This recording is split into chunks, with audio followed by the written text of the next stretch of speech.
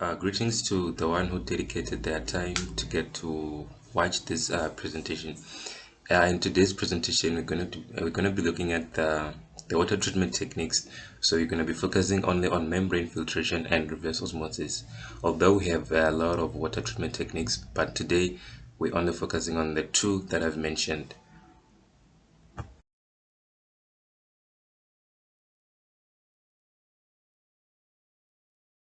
So now under membrane filtration, we actually have three methods of separation. So now we're going to be focusing firstly on the microfiltration. So the microfiltration is defined as a pressure-driven separation process, which is widely used in concentrating, purifying, or separating macromolecules, colloids, and suspended particles from the solution. This form of filtration is able to suspend microorganisms in the fluid that are contaminating the fluid. So this process is either carried out it's carried out either through the dead end filtration or the cross flow filtration. It typically has a normal pore size of 0.1 to 1.0 micrometers, and then this membrane, it also acts as a selective barrier between the homogeneous mixture. This separation process is relatively used under low temperatures in a cross-flow configuration. I did talk about the cross-flow filtration above, so this is actually adding to that statement there. And then these membranes, they are usually plate frame or hollow fibers. And then on my left, we have a visual representation of how this microfiltration process actually takes place. Firstly, you can see we have the vessel where we feed in the wastewater or the contaminated fluid, and then we have the arrows. They're actually um, illustrating how the process moves. And then we have our liquid on the we have our purified liquid uh, at the last stage there. So that is our visual representation of how microfiltration process takes place.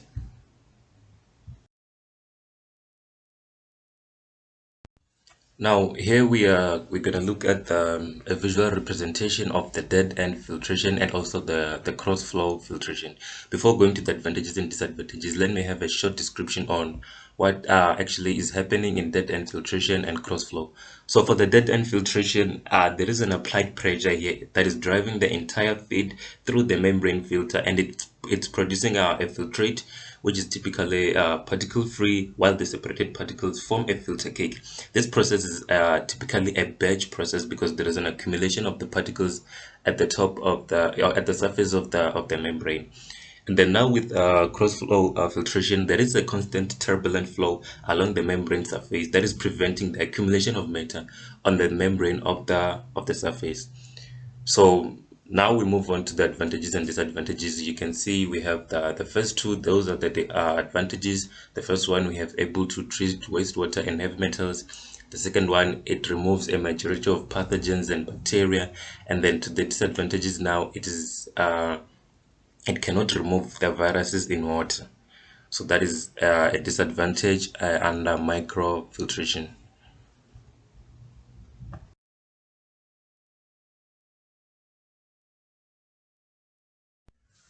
Coming into ultrafiltration now. Ultrafiltration is considerably a low pressure membrane process for water treatment, and it removes turbidity causing particles such as suspended solids and colloidal matter. But all in all, in general, the ultrafiltration method is a filtration method of choice for the people who would want to prefer their minerals left in their water but still would want microscopic contaminants taken out. And generally, again, ultrafiltration is selected over reverse osmosis because ultrafiltration, it wastes less water to the drain compared to the reverse osmosis that we're still going to discuss about below on the following slides. We can take a look again at the advantages of using ultrafiltration. We have first one, which it is low in energy consumption. That means it's saving the energy. It requires no chemicals and it is environmental friendly. So we can use ultrafiltration because it goes green, considering the environment.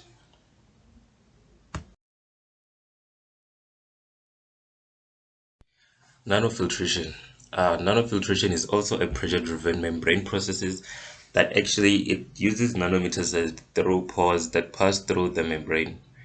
Typically, the nanofiltration membranes have pore sizes from 1 to 10 nanometers. They are smaller than that used in the microfiltration and ultrafiltration, but they are slightly larger than that used in the reverse osmosis. In this membrane, we have something that actually charges the membrane, and the effect of the charged membrane should be considered during the transport theory. This nanofiltration membrane can actually be used to remove solids with 200 to 1000 grams per mole, which is the molecular weight. It can also be used in water softening processes and other range of processes. These applications range from wastewater treatment to pharmaceuticals, and there are key factors such as low rejection of monovalent ions and high flux during the nanofiltration processes. On the left side, we have a systematic diagram showing the process of how nanofiltration membrane works.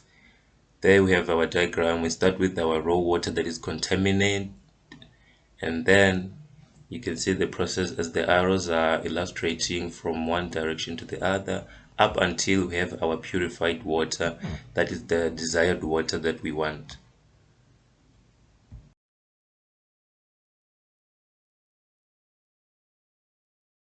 Now, looking at the three aspects of nanofiltration, we're gonna first look at the key components. We have high filling density and low unit area cost. We have multi-layer loose structures. We have high permeability, even at high salinity and low pressure. Looking up into configuration and nanofiltration membrane materials, we have membrane functionality dependent upon active layer, porous supporting layer, and microporous structure. The second one, we have active layer determines the permeability of other components. Third one, we have supporting layer modifies the mechanical properties. The third aspect, we're going to look at the common contaminants that are filtered out. The first one, we have bivalent ions, we have synthetic dyes, we have antibiotics, stimulants, lactose, meaning that all these contaminants, they actually fit within the pores that are designed in the nanofiltration membrane.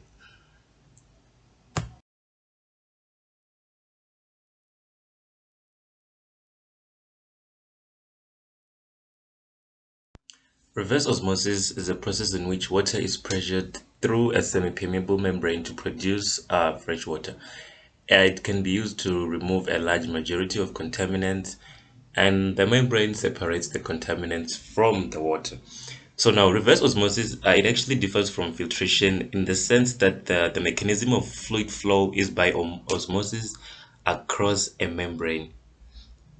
And the water flow here in reverse osmosis process is that the water flows from the more concentrated side, the side with more contaminants of the reverse osmosis membrane, to the less concentrated side, the side with fewer contaminants, in order to provide the clean drinking water.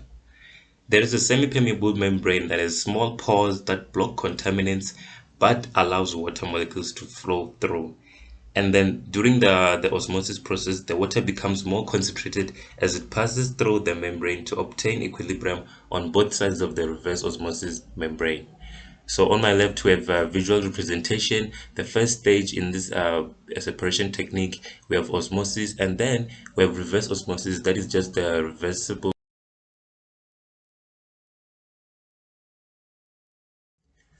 We have four phases of reverse osmosis. The first phase is pre-filtration, and its function is to protect the unit membrane by reducing fine or suspended materials. And then the second phase, we have filtration, which removes chlorine.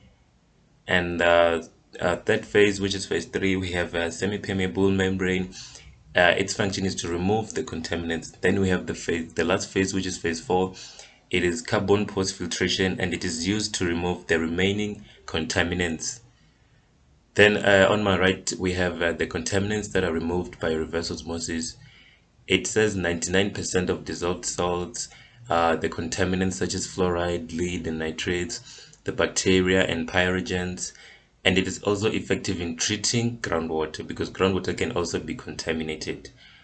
We have membranes that can reject almost any contaminants.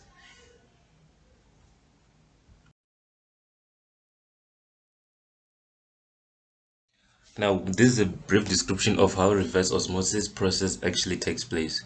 The first thing, a high pressure pump is used to increase the pressure on both sides of the membrane.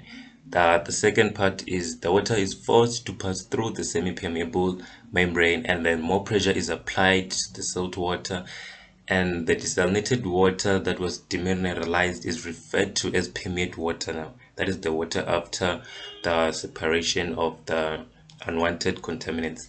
Then now, with water that was passed through the membrane, the contaminants are discharged through a rejection stream so as to now have our desired fresh drinking water. So this is the end of our presentation. Thank you for taking your time to get to watch this presentation or listen to this presentation.